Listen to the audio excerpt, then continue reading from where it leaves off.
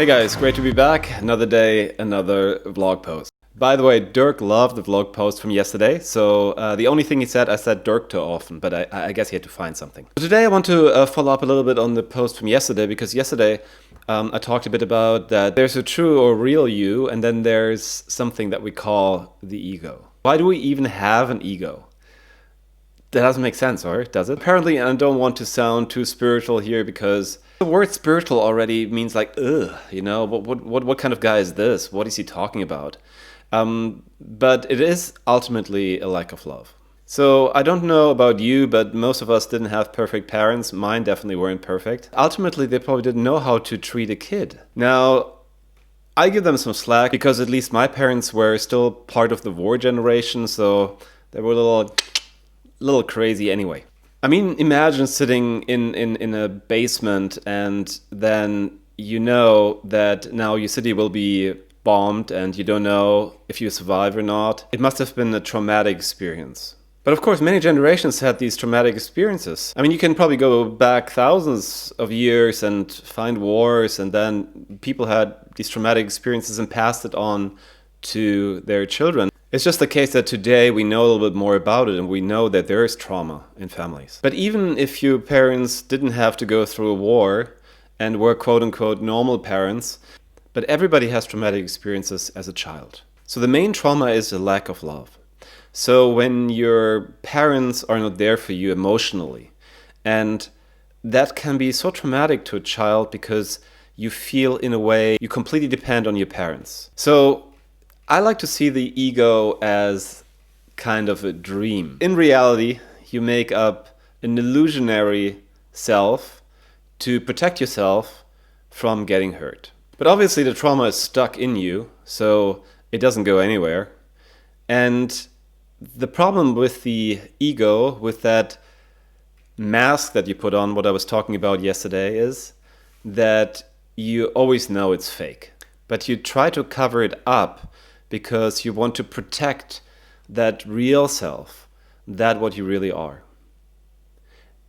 And why do we do this? Because we don't want to get hurt over and over and over again. We play a game, we pretend to be somebody we're not, and everybody knows that's not possible. But a lot of people play that game their entire life. That's why when they die, the first regret, and I did a vlog post about that, was I should have lived according to my own ideas. But if you don't know what your own ideas are, because you're hidden behind a mask, how can you live according to your ideas? So this is when we start to be unhappy. When we know something's wrong, we just don't really know what it is. And very often the only thing that helps is some sort of vice, pick one, just to numb yourself. I mean, the great thing about alcohol is you numb the ego. The ego is gone for, in parts at least, for a little bit. And then that's why a lot of people can have a lot of fun when they drink, because finally that judge, that illusionary self is gone for at least a little bit. But it will come back, obviously, the moment you don't drink. So how to deal with that? Because another interesting thing happens. We pull very often these old experiences back into our lives. So when we got hurt as children from our parents, suddenly we date somebody who's very similar to our mom or to our father. And that repeats itself constantly. And then we wonder, why do I have to go through this over and over again? And I don't even know why. Ultimately, of course, this is just an attempt to help us to wake up, to see that we are not that person we believe to be. It's an illusion, and it's time to let that go. But how many people do really let it go? Very few. Obviously, completely letting go is called enlightenment, such a nice word.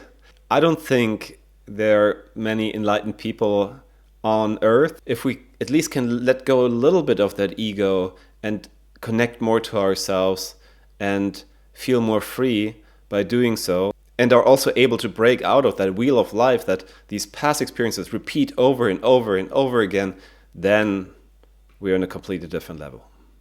Fact is that by meditation, by yoga, by letting go of parts of these ideas we have about ourselves through systems that are known to help us, we can change, but maybe there's a better and deeper way. So this is what this vlog is about. How can we find the way back? How can we let go of that ego? Because the main problem in the world today is there are a lot of egos out there. So in the past, an ego was, I want to have 10 sheep. Today an ego is, I want to be a billionaire and I want to be the ruler of the world with all the money that I have.